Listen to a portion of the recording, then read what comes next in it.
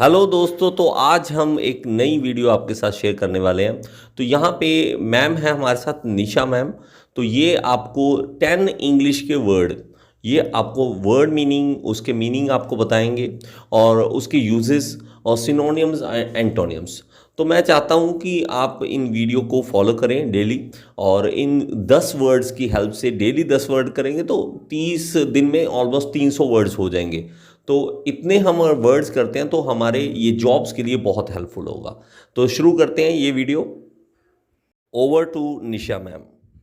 Now moving toward the first word is reluctant. The meaning of reluctance is not wanting to do something because you are not sure it is the right thing to do or not. It में reluctant का मतलब होता है अनिच्छुक, यानी कि जो हमारी इच्छा के विरुद्ध होता है। तो जो भी कार्य हम अपनी इच्छा के विरुद्ध करते हैं तो उसे बोला जाता है रिलक्टेंट। एग्जाम्पल है इसका, she was reluctant to go with him, यानी कि वो लड़की उसके साथ जाने के में भी संकोच कर रही है।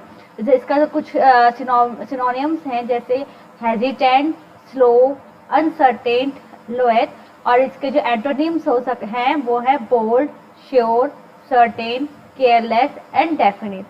Now moving toward the next word, which means conceded. Conceded means to admit that something is true although you do not want to. इसका conceded का मतलब होता है किसी भी चीज को स्वीकार करना, लेकिन तुम उसको अंदर से स्वीकार नहीं कर रहे, बट वो तुम्हें स्वीकार करना है। जैसे एग्जाम्पल है द राम फाइनली कंसीडर्ड। इसका मतलब हुआ कि जो राम है, राम ने उसको फाइनली जो भी डिसीजन हुआ है, कुछ भी चीज है उससे रिलेटेड, तो उसने उस चीज को एक्सेप्ट कर लिया है। तो इसके जो सिनोनिम्स होंगे वो है accept, admit, confess, hand over and grant. जो एंटोनिम्स हैं वो है defend, win, fight, hold and disagree.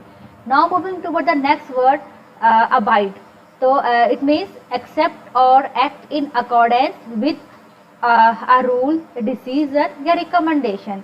Abide मतलब होता है किसी चीज को पालन करना। जैसे कि एग्जाम्पल है इसका, all will abide the decision of the government, यानी कि हमें किसी न किसी तरीके से अपनी सरकार का डिसीजन को पालन करना है, चाहे हमारी इच्छा हो चाहे ना हो, लेकिन हमें तभी भी अपनी सरकार का आदेश का पालन करना है।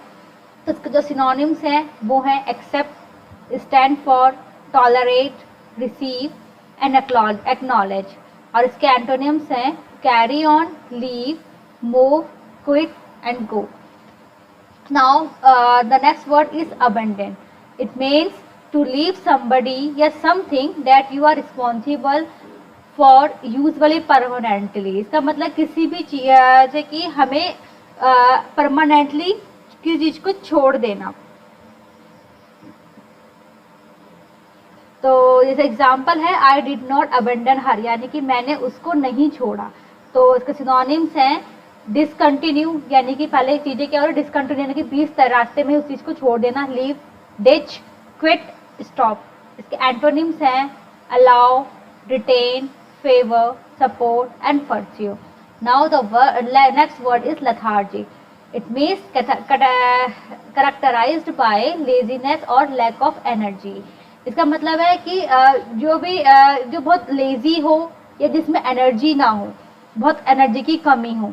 तो एग्जाम्पल है the man is lethargic so unable to work, यानी कह सकते हैं मैन जो वो आदमी है वो बहुत ज्यादा क्या है, लेथार्जिक है, लेजी है, इसीलिए वो काम नहीं कर पाता है। जैसे कह सकते हो किसी कोई इंसान है वो फैट इंसान है, तो क्या होगा, जो फैट होगा वो कैसा होगा, बहुत जो मोटा इंसान होता है वो क्या होता है, बहुत लेजी होते हैं, काम करने में बहुत ही नखरे दिखाते हैं। तो वो चीज होगा तुम्हारा लेथार्जिक। इसके सिनोनिम्स हैं sleepy, dull, apathetic, inactive, lazy. और एंटोनिम्स हैं active, caring, busy, energetic and lively. Now the next word is acknowledge. Acknowledge means to accept और admit that something is true और एग्जिस्ट। इसका मतलब हुआ किसी चीज को स्वीकार करना जो सत्य है और एग्जिस्ट करता है। तो एग्जाम्पल है in all the way I acknowledge him, यानी किसी ना किसी तरीके से मैंने उसको स्वीकार किया है। तो इसका सिनोनिम्स होंगे accept, agree, support, endorse, grant. Antonyms हैं इसके decline, oppose, disagree, ignore and forswear. Now moving toward the next word, it is contemporary, means belonging to the same time as somebody या something else. इसका मतलब है समकालीन, यानी कि जो हमारा अभी प्रेजेंट डे चल रहा है, यानी कि जो अभी का समय है, तो वो चीज होती है हमारी कंटेम्पररी, जो हमारा अभी प्रेजेंट डे है.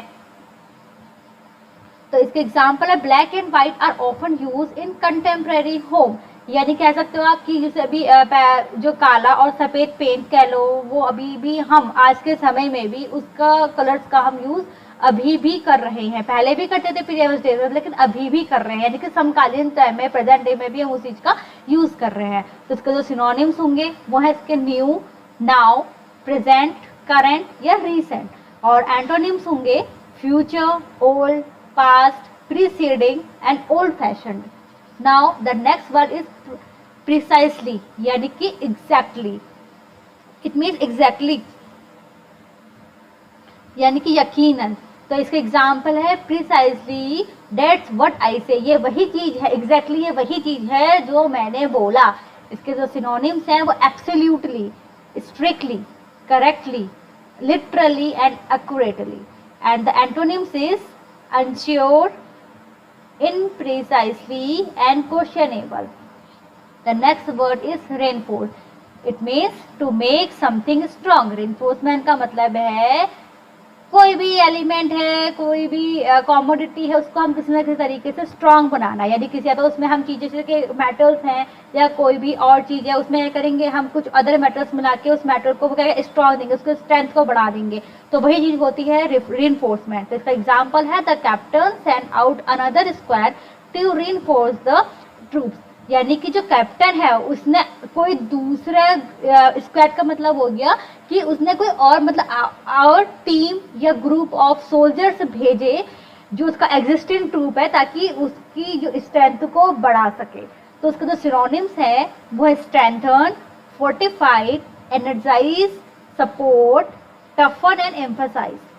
जो उसके एंटोनिम्स होंगे वो है diminish, soften, reduce, discourage and subtract.